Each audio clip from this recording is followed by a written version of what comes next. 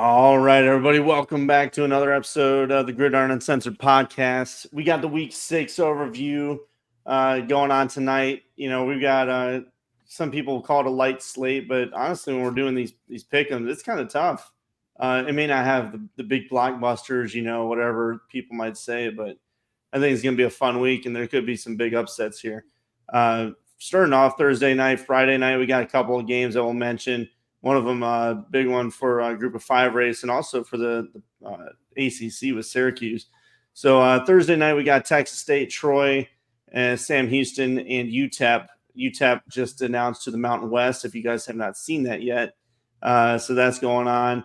And Texas State just announced they're staying in the Sun Belt. And then Friday night, we got Jacksonville State, Kennesaw State, Houston, TCU, Michigan State, Oregon. And then the one that we're going to talk about tonight, Syracuse, UNLV. That one's at 8 p.m. and on Friday night. So that's Thursday, Friday games. Again, for those listening on podcast, it's the usual crew, Trevor, Blake, myself. Boys, how you feeling about this week? I think it's going to be a tough one. Yeah. It's not going to be easy. It's not going to be a pretty week. I mean, it's one of those. Well, it can't be any worse than freaking last week. I'm just saying, unless I go do an offer. I can do an offer. If I can just get 500, I'm happy. Yeah. FML, man. FML. So Trevor is the new comeback kid this year. There ain't no comeback over here. I'm too old for that shit. He doesn't have that dog in him anymore. I don't have that dog in me anymore. Oh, Lord. Well, let's go ahead, guys. Let's jump into some of these games. And like I said, first one that we got up, Trev's got the picture on our pick 'em right here. First one up, Syracuse at UNLV. That, again, Friday night, big game there. UNLV has a chance, and some people are mentioning it. Can the Mountain West, if they win out with their resume, could they possibly be ranked higher than the Big 12 champion? And if that's the case, the Mountain West or whoever, if it's Boise State, if it's UNLV, if they continue this trend, they could be ranked and get the number 4 seed and get a first-round bye. So that's some interesting stuff there. That could happen because the Big 12 is already starting to eat itself up. This is a big game for UNLV and keeping those hopes alive for the Group of 5 bid. Now let's go ahead and talk about it a little bit, boys. UNLV, solid-looking offense so far. I want to know how the defense holds up, though, against, Kyle McCord.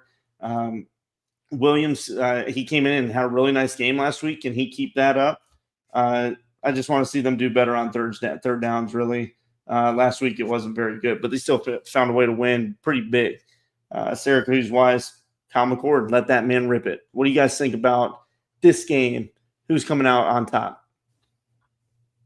Well, I think this is the week that UNLV gets a little bit exposed. I think that this is – I just think that Syracuse is going to come in and kind of hit him in the mouth, for example. And I think Kyle McCord is probably the best quarterback that they've seen up to this point, I feel like.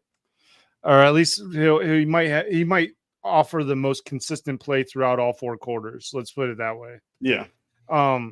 And I don't know. I think that Syracuse has done enough for me to believe that they can go to Las Vegas and make it a game and potentially win. It's going to be close, no doubt about that in my mind.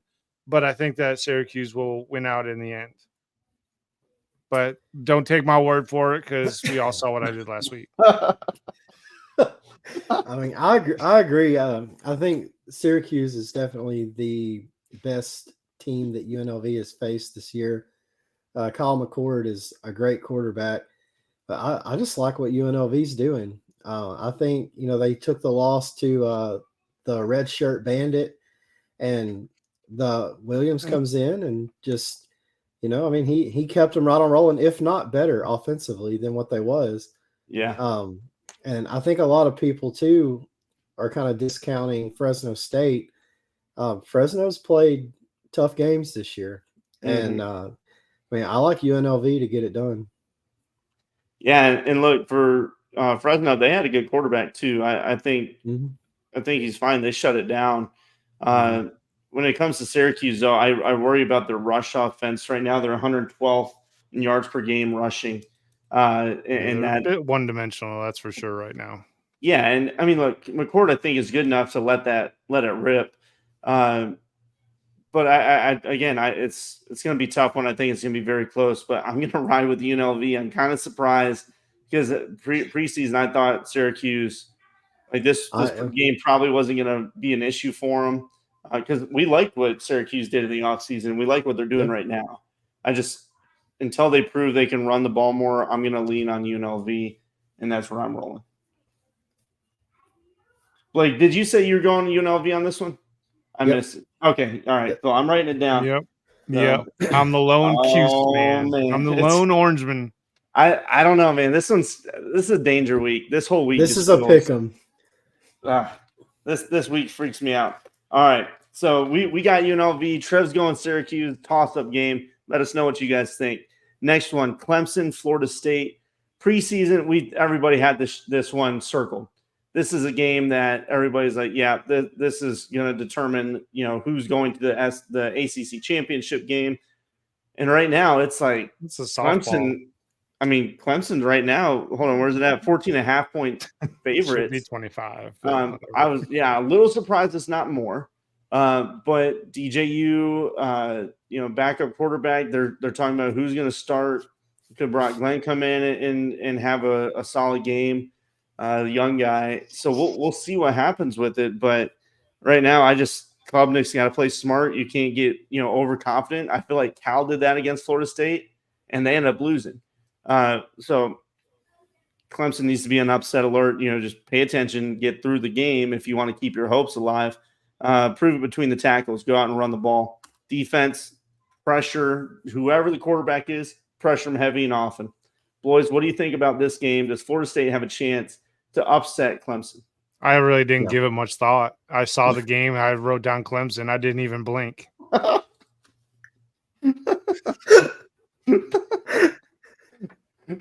I mean, I gave more thought to Rutgers and Nebraska than I did this game.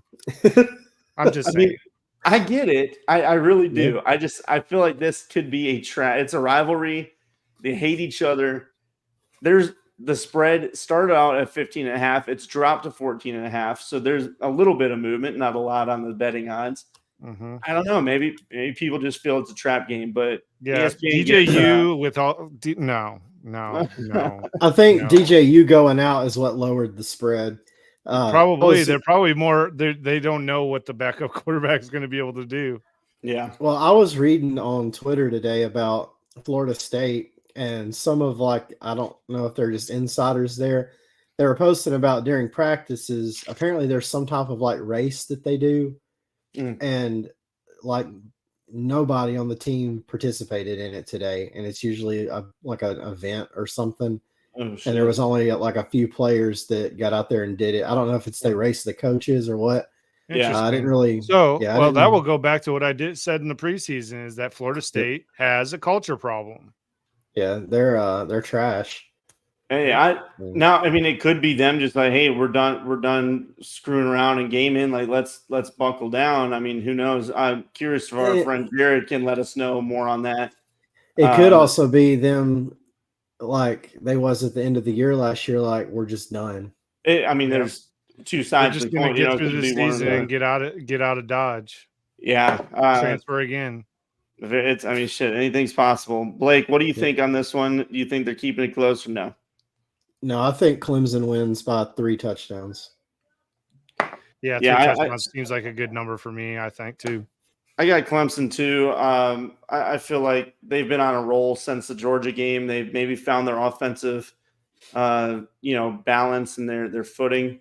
So we'll see if that trend continues. But after Georgia, they really haven't played anybody worth anything either. So, we'll see. We'll see what happens. Moving on, Duke, Georgia Tech, another ACC battle. Georgia Tech is a 9-point favorite currently. And this one feels like a very strange one for them to be such big favorites. Mm-hmm. Some friends that we follow on Twitter, they do a lot of analytics stats, and they're saying they've got Duke as a 7-point favorite. So how it's so different between their models and what Vegas is saying. So I'm curious. Duke, they've got to not have a slow start like they did last week. Malik Murphy's got to play a lot better. And then Georgia Tech, just like last year, no running game outside of Haynes King. That can't sustain. You can't win games like that, especially tight ones. So, can they find some help for Haynes? What do you guys think on this one? This was actually a little bit tougher for me to pick than I initially thought, like when I was looking at the game and looking at everything, because I like Georgia Tech. I like Haynes King a lot, actually, as a quarterback. And then I've not really sold on Malik Murphy and the Duke offense at all. Yeah. Watching what I've seen from the last couple weeks. And so I went with Tech in this one. Only really because they're the home team and Duke is traveling.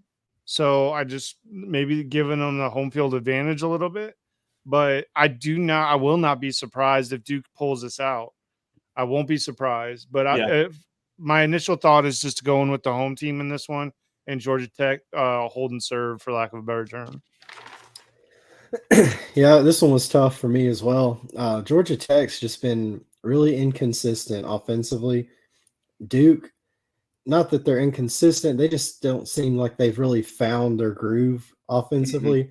I watched the Northwestern game with Duke, and now we know Northwestern's defense is not awful. I think they're like a top 25, top 30 defense in points per game. And Duke did struggle. They won, but they struggled to move up and down the field a lot, and the weather wasn't great in that game either. Yeah. But went with Duke just because I feel like they're a little bit more consistent, not much more, but a little bit more. And I think it'll be enough to get it done just because of that lack of running game that Georgia Tech's got. I just feel Duke here. Yeah, Duke. This one's tough. Georgia Tech's more tested. They played Louisville, Syracuse, Florida State early. I know they've got their troubles, but they are still a talented roster. So it's just one of those. Can they get out of their own way again? Kind of like Arkansas, they can't help themselves. I feel like that's a good Georgia Tech team.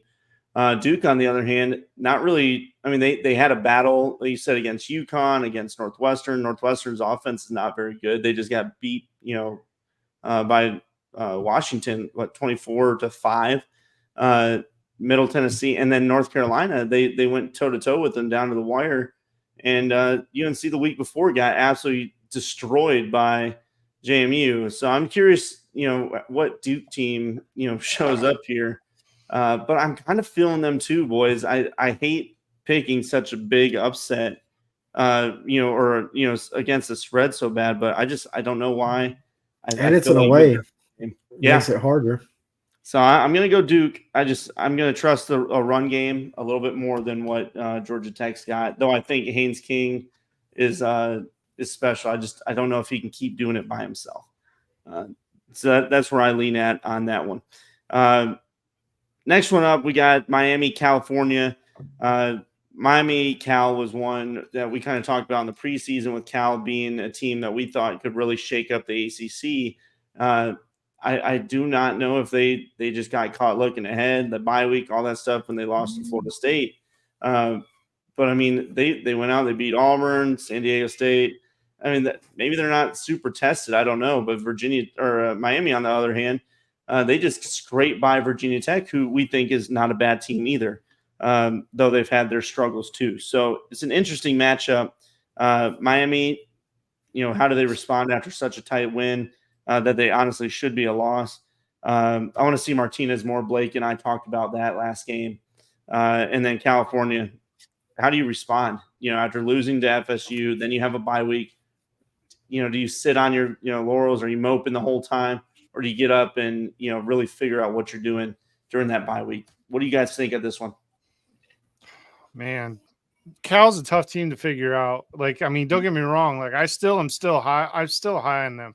They may have lost to Florida State, but I just think that they were listening maybe to the national media and basically how bad or poorly FSU's played, and just kind of caught not necessarily call it looking ahead, but maybe not taking the game as seriously as they normally would if Florida State was doing Florida State things Yeah. normally.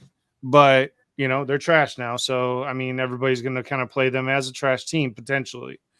Those teams that, play down to their opponents. Mm-hmm. So Cal probably played down to Florida State's level, and that's what got them. But in this particular instance, I just don't know if Cal's got everything it needs to hold off the Cam Ward ran offense of Miami. Yeah. Me and Blake were talking about it a little bit off air, and I mean we fully anticipate and kind of chalk it up to whatever, but Miami offense, they're always good for at least 24 to 31 points Yeah. in a game. They're good for it. Like you can almost expect it. So if they can't keep the offensive possessions down for Cam Ward, then I fully expect that Miami is going to walk away with this by maybe 2 touchdowns. Yeah. Yeah, I like Cal's got a good defense, and I do think they've got a good enough defense to limit Miami. But offensively, I just don't think it's there for them to be able to keep up with them. It's possible for sure. They're at home. I mean, that's huge. Miami traveling across the country. It's a completely different feel, and that can affect teams. Changing time zones, all that stuff. And I just don't think Cal's got enough offensive power to outlast Miami. I feel like it could be a close game. Yeah. But I consider 10 points a close game. I think Miami covers this one. Yeah, and it is a 10-point spread if I hadn't said that. But yeah, Cal, I want to see more and get more out of Jaden Ott rolling because I think he's a good quarterback or running back. I think Mendoza is a fine quarterback too. He's not bad. So I'm curious, to see if the offense can, like you said, stay with Miami because Cam Ward I think is special. Pretty much on most people's Heisman watch list right now. He's got 18 touchdowns passing already. So that's pretty impressive. And now, look, I know they haven't played some of the greatest teams like FAMU and Ball State, but USF, they torched them. Virginia Tech was down to the wire, but I think Virginia Tech's better than people give them credit for, despite their record. Florida, they torched Florida. So I'm going to go with Miami as well, but I think it might be touchdown game. Maybe like you said, they might cover right at 10. So I'm going to go Miami. Next one up. This one's really an interesting one when you look at it. Texas Tech and Arizona battle out in the Big 12, and again, the Big 12 is wide open. It's just sitting there waiting for somebody to grasp it, And right now, BYU is the one doing it. Colorado is the one doing it. If we said this in the preseason, I think everybody would have been shocked. But right now, you got Texas Tech and Arizona. Arizona's a 6-point favorite. Texas Tech, I want to see Ren Morton and Taj Brooks really hammer this one home, get that run game going. Arizona's been blown out once. So I want to see what they do on the ground. And now they've got a better quarterback going against this Arizona defense. Because Utah, I know the win against Utah is nice, but that offense is handicapped without, Cam Rising. So now you go against Morton, who's a much better passer. How's this defense for Arizona going to stand up to it? What do you guys think on this one? I don't trust Texas Tech. I don't trust Arizona. So it's the teams I don't trust game. So I guess in this particular case, I'm going to pick the best quarterback in this matchup, and that'll be the Arizona pick for me. And Texas Tech is good. I think they're an okay team. I just don't trust Shug or whatever, however you pronounce his name. Shug's moved on. Well, that's what last year we were like, Shug should be, something, and then he's gone off to greener pastures. And you're right. But anyway, I just don't trust that Tech. No, I mean, it's hard too at times, and all these transfers messing me up. Anyway, but yeah, Arizona. McMillan, I think, will have a pretty decent game against the secondary Texas Tech. Yeah, I just think it's going to be Arizona. I think they'll cover the spread, though, for sure. Yeah, this is going to be a Big 12 after dark game, boys. This 10 o'clock at night. It's going to be it's going to be a late shootout, I feel It's going like. to be a late night for Trevor. Yeah. Well, this one's the toughest one on the list for me. They're pretty equal, defensively. Both are atrocious. Texas Tech's going to give up a lot of points. Arizona has got the offensive firepower, and they've got home field advantage. 5-0 against the spread at home. Their last 16 games or something like that, or last 10 games. Texas Tech struggles on the road statistically, but what I like about Tech is the run game. Having Taj Brooks, I think, is the difference maker, because say Arizona does get going, if Texas Tech can get a run game going, limit the possessions, control the clock, I don't see Arizona being able to stop them from scoring. And I'll take Tech in this game, but based on that. Yeah. And this one's tough for me as well. Just I like Arizona. I like Fafita. I like McMillan. I wish that Jed Fish would have hung around and kept that roster intact, because I think they'd been a deadly team.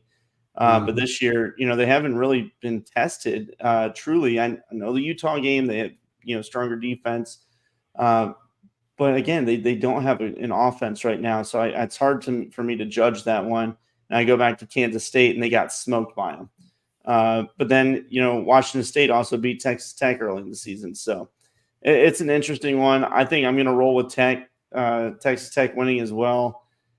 I don't keep know. Picking different than me, boys. Keep picking different than me. I like it. I know. And I think also making me nervous. I think you're going to get us. Hey, look, we're going against favored, Vegas favorites here, which scares the shit out of me, but yeah, same. I don't know. I have when I look at stuff on paper, it just I don't know where these spreads are coming from. It's like some of it just doesn't make sense. I got a bone to pick with Vegas on the next one for sure. Well, they know all of the secrets, so they do. Hey, they sure shit do. So we'll see what happens. But yeah, I got Tech on this one, and hopefully they don't let me down. Next one up, Missouri, Texas A&M, TAMU, 2.5-point favorites at home. And look, you get 3 for being a home favorite, anyway. So it's tracked down a little bit, but still, I wonder what Vegas is thinking here. And let's talk about it. I mean, Mizzou, they've been in trouble against Virginia or Vanderbilt and Boston College lately. Their offensive line, can they hold up against this strong defensive line at Tech? They gave up 3 sacks last week. They're going to get pressured pretty heavily here. Texas A&M, how do they do offensively with the new quarterback, still getting him and Reed, getting him settled? So that's my thoughts on it. What do you guys think? No. I'm not doing it. I refuse. I'm not even entertaining the idea that Texas A&M is going to win this game. It's absolutely absurd. It's an insult to Mizzou that they are a favorite. It's absolute insult. It's the insult to the freaking country that Texas A&M is a favorite in a game against Mizzou. You should have just ended it there. Favorite in a game. Freaking ridiculous. So Trev says no, it's not happening. He's been burned one too many times by the old every Aggies. Fucking time. Every flipping time. Oh Lord. Aggies paying people to freaking become favorites. Like, what do you think? I don't know what's happened with Missouri this year. Brady Cook, Luther Burden, they've got a lot of the weapons that they had last year. It just doesn't seem to be clicking like so.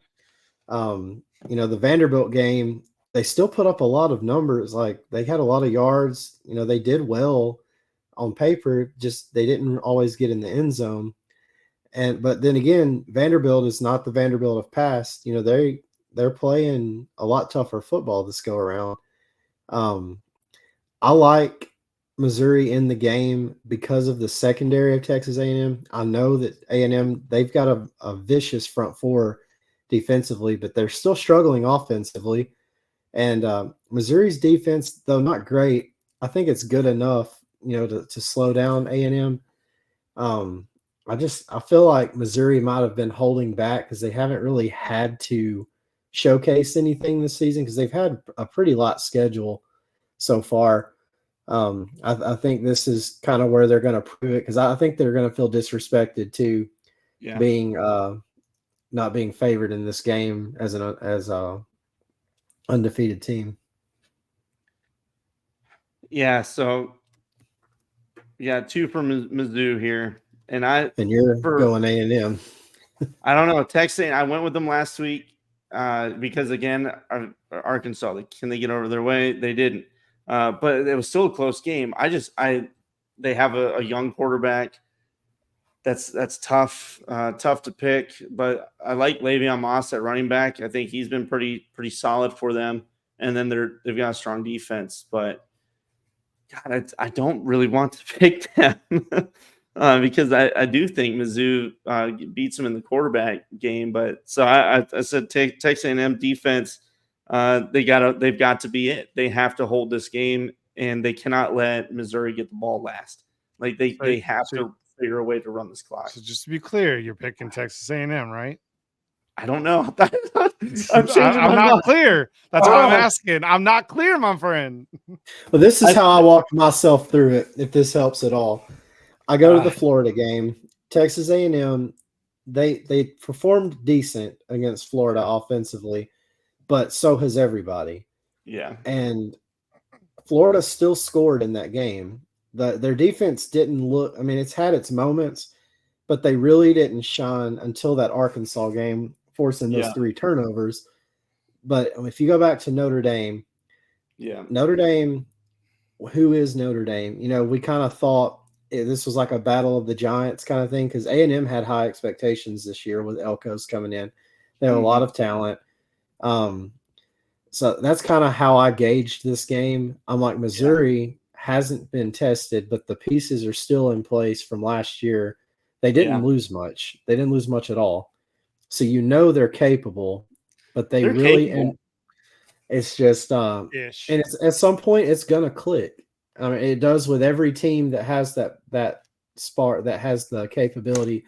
At some point in the season, it clicks. Yeah. And this is one of those games where it's a make or break. Like it has to click.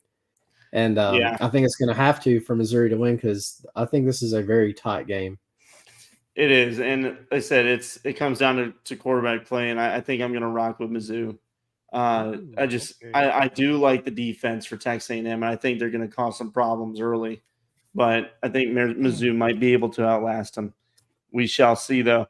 Makes me scared a little bit. But we're running with it. All right, next one: Ole Miss, South Carolina. Why do I feel like every game's pain in the ass? Let's talk about this one a little bit because Ole Miss just got beat by Kentucky. Kentucky in the preseason, we said they're a talented team. The roster's talented, but what are they at quarterback? And they've had struggles all year until they played Ole Miss, and then this guy goes for 250 or whatever. So I'm like, well, okay. The game of his life. He played very well. It was. So now you're looking at South Carolina, who, on the other hand, lost a tough game to LSU, 2 weeks ago, and then defensively, though, they're pretty stout, especially up front, and they stifled Kentucky.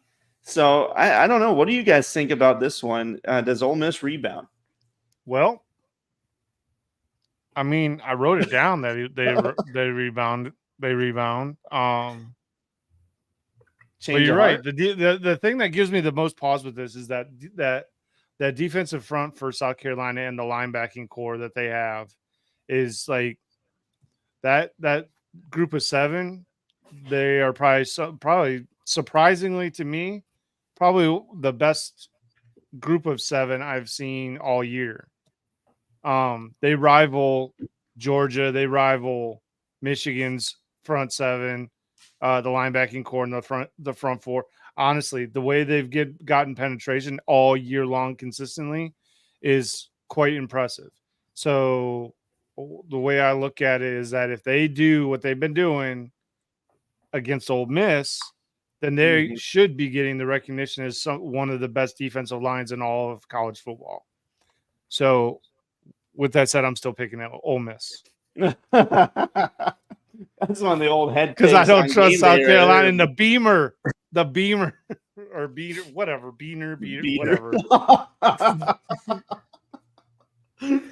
Por favor. Dios mío. But so Hi, Chihuahua. Jeez. Ole Miss is not battle tested this season. Kentucky is the best team they've played, and I've said to a lot of people was really discounting Georgia last week because of the close game with Kentucky. But like I said in the preseason, Kentucky's not a team to look past. We all did. I think we even threw them in as maybe a dark horse for the SEC. I didn't think they would ever win it, but 8-9 wins was definitely possible for them. South Carolina, realistically, I think they should be undefeated right now. The LSU, they could have put the game away and won that game easily. Too many mistakes in the fourth quarter for them to put it away, unfortunately. Yeah. So I look at this game as Ole Miss really struggled up front against Kentucky. On both sides of the ball, defensively and offensively. Kentucky was getting in the backfield, and they was also manhandling LSU's defensive line.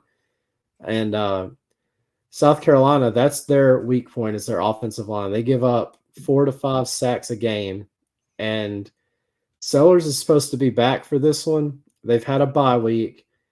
They've got that ferocious defensive line. Everything's telling you to take South Carolina, 9-point underdogs. So I'm going to take them. All right.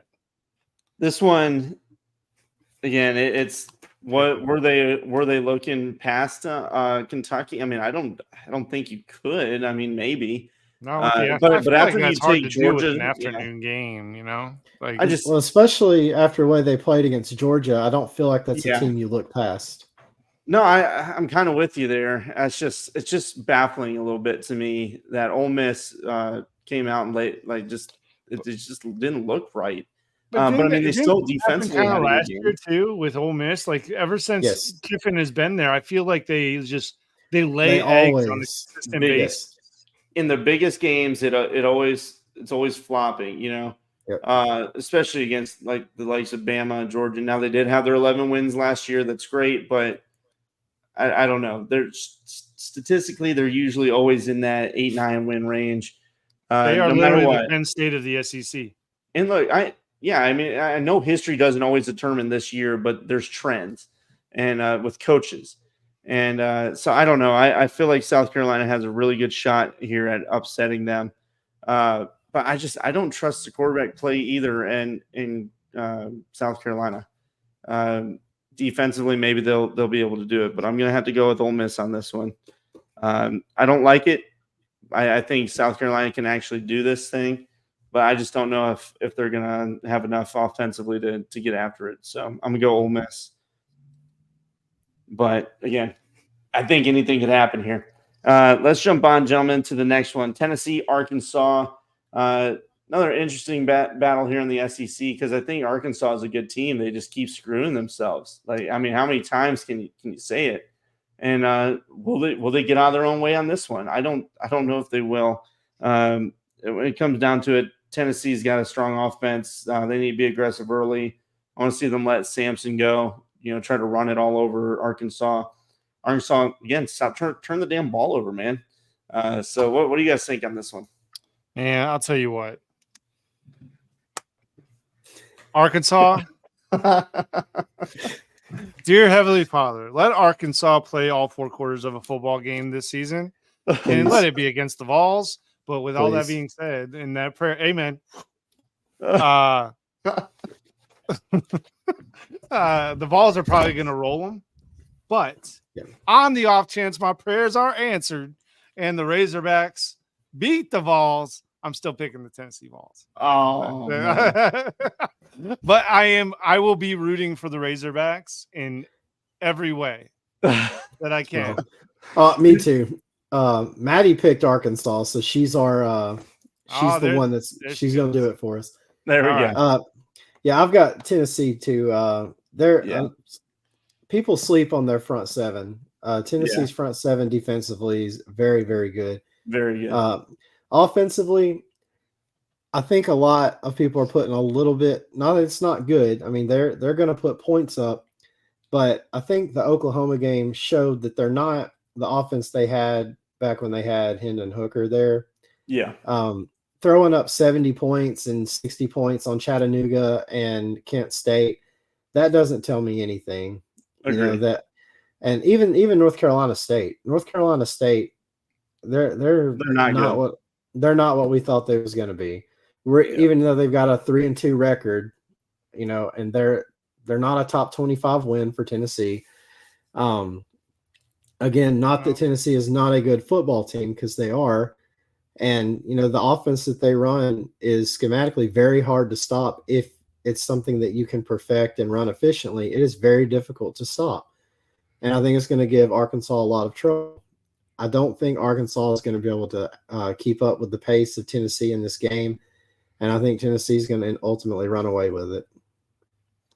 Yeah, I think the Tennessee will win this game as well. Though I think Arkansas is a good team. They have the ability. It's just they again, will they finally get out of their way? And if they do it this week, I'm going to laugh my ass off. I cry on air. I'll cry on air. Like I just don't. That would be great. I don't know if it's going to happen. I'll say against Oklahoma, I don't know if they went into a shell, like whatever, offensively. I think Oklahoma does have a strong defense. But offensively, some teams you just like, hey, they don't have it. This team does not have it offensively to score. So we're just going to do our thing. We're going to score enough points to win and see if they can actually catch up. So I wonder if that's maybe what happened. I don't know. But again, that's their first legitimate test defensively, because NC State, again, they were at the time top 25. That doesn't matter anymore. They're on a horrible streak right now. So you got to go with OU, who again is a shaky offense. Defense, they're strong. So we'll see about Tennessee. I do think they're a talented team. I'm curious about Arkansas testing their cornerbacks and their safeties. If I'm Arkansas, I'm going deep, just test them early. But I do think Vols will win this game. It might be a little closer than the 13-point spread, but we will see. Next one up, guys, Michigan, Washington. Michigan is at Washington, 2.5-point underdogs on the road. They are the number 10 team.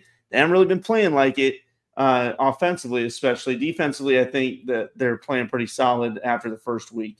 So what do you guys think on this one? Can Michigan get the passing game at least a little more lively? Washington, I want to see them load the box and just hammer them.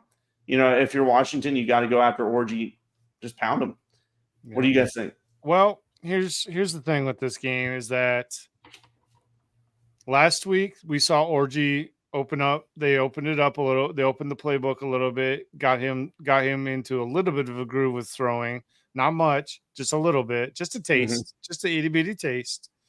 So wait from the time that Orji has started to where we are now, I fully expect that we're going to see every week. You're going to see a little bit more of the passing game get opened up for him. Yeah. Because I honestly, truly think that this offseason, they thought they probably already had it that Orji wasn't going to be the starter, and they weren't working with him in the passing game. Yeah, like they were with maybe some of the other quarterbacks. Now I could be completely off base with that.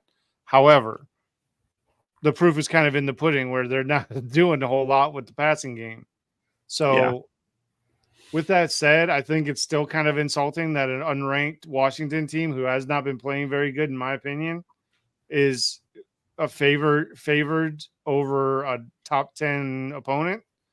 I don't think I can remember the last time that an unranked team was favored against the top 10 opponent. Even if it was the top 10 opponent was going into their house, but just add it to the list of adding fuel to the fire for Michigan. So I've got Michigan in this one by probably 2 touchdowns. So Washington is one of the most penalized football teams in college football. They're statistically one of the best tackling teams defensively in college football. There are 2 quarterbacks who have thrown 10 touchdowns and no picks. Will Rogers is one of those quarterbacks. The loss last week to Rutgers, Washington outpaced Rutgers. Mhm. They had more yards than Rutgers. They did everything in the box score better than Rutgers except score points. But Michigan's defense, I still believe, is top 10, top 15 defense. They're solid. The running game is gonna be there.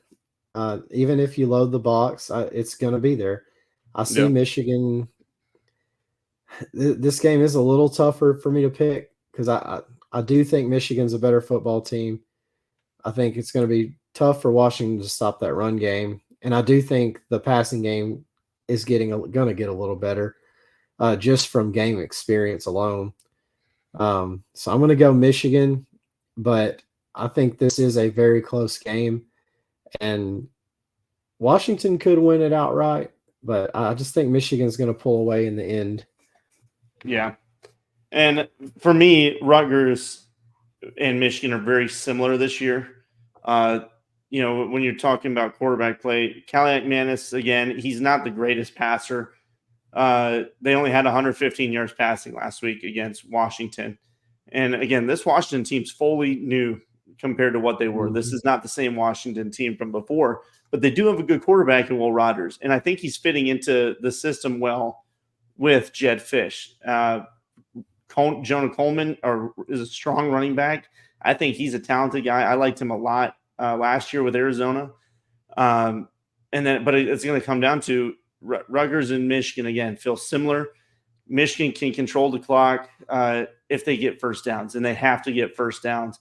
Running game with Edwards kind of sitting back a little bit, being kind of second fiddle has kind of exploded, if you will, with Mullings at the head back. So I think that they're going to find their groove, and they're just going to keep eating on the ground. I want to see them, like you said, Trevor, get a little more easy passing lanes and spread them out. I know when we played USC, it was very tight formations, very tight sets. It was like super heavy linemen, and you just run it. You're not really testing the air. You saw them open up just a little bit more last week against Minnesota. I want to see if they'll do the same thing against Washington and give Orji some more running lanes out of the shotgun, kind of the way Milroe has. When you've got 5 wide, you're going to spread out that defense and then let him use his running talent, to get you first downs. And we saw that last week too with Orji. And I would say that the one thing I don't necessarily like or want, or what I would like to see is I want to get as many wide receivers on the roster, that's active roster, in the game. Yeah. Get them game experience so we can have a deep, deep wide receiving core that you can just rotate and they can step in and do it. Because at the end of the day, this is going to turn into an Alabama style offense. I feel like I think it could potentially turn into that. If Orji develops a little bit more as a passer. He has a strong arm like Milroe. He's not Blake's going to laugh at me when I say that. He's not as accurate as Milroe is. Yeah. And that's just out of sheer not practicing, not working on the craft of being a passer. Because he hasn't been asked to do that. I think a lot of it's confidence for Orji, and you see it. He progressed through his reads when Pretty he had well. time. Yep. But when the right side, I worry about Michigan's right tackle. He gives up a lot of pressure, and if that continues, Orji's not going to have his confidence. And I have a hard time. I have a hard time believing Sharon Moore is going to let that slide. I know he did not. Sharon Moore did not. That man did not look happy after last game. Yeah, so we'll see what happens with it. Washington offensively, again, I want to see how they test the cornerbacks. Will Johnson should be back this week. He was out last week. Josiah Stewart, our strong defensive end, was out last week. So those things will only help Michigan defensively. Yeah, giving them a break too, letting them a full week's rest is good. And you get the young guys more reps. So We'll see what happens with Michigan. I do think Michigan wins this game, but I think it's going to be close again. They can keep doing this turtle shit. It's like they get a lead and then they like, all right, we're not gonna throw it. We're not gonna try and let Orgy make a mistake. Just gonna run this ball until it happens. And then what happens? You don't get third downs, you don't get first downs, and then you let a team walk right back in on you. So Michigan cannot let that happen again because Washington's hungry and they've got a good quarterback. Stay in front of the chains. That's all I'm asking. Stay in front of the chains. Exactly. All right, last game, gentlemen. Rutgers, Nebraska. Nebraska's 7-point favorite here, and again, Rutgers. You're gonna have to lean on Monangai. I think he's a strong running back. He's a strong runner. You can't let Callahan Manis be just lean on him the whole game. You can't let him try to go win it for you. I don't think he has it in him to do it. No, he's done it against Minnesota before, whatever. But I mean, maybe it happens. Maybe it does. I don't know. I'm just saying I think you need to lean on this run game. Callahan Manis, though, does this year. He's a touchdown, 1 interception, so not bad. But use that run game. And then Nebraska-wise, Raiola, man, let the dude fly. He's a peacock. You gotta let him do it. What do you guys think? Yeah, I went with the home team in this one. I fully expect that Rutgers is going to give them a game though, and it will not surprise me in the least. It actually surprises me that Nebraska is as big of a favorite as they are, to be perfectly honest. And I don't know if that's just fanfare for like the hype train that is for Dominic Raiola or whatever. But I think that Rutgers is as good, if not probably better than Nebraska. I'm just giving them a slight edge at home, even though Nebraska's home field advantage is almost non-existent. Yep. That last statement there is very key. Nebraska does not like to win football games at home. and it's for whatever reason. They have the record for sellouts, and their fans just go to watch them lose at home. Yeah. I mean, that's what it is. Rutgers, not so much talked about like the rest of them, but their defense is a pretty good defense. Yeah. And Nebraska, as good as Raiola's looked, they've got some problems offensively, and Illinois really kind of showed that. And I think Rutgers and Illinois are pretty comparable, not so much at quarterback position, but just as their teams overall. I think defensively they play similar styles, and I just think Rutgers is going to be all Nebraska can handle, and I think they walk out of there with a win.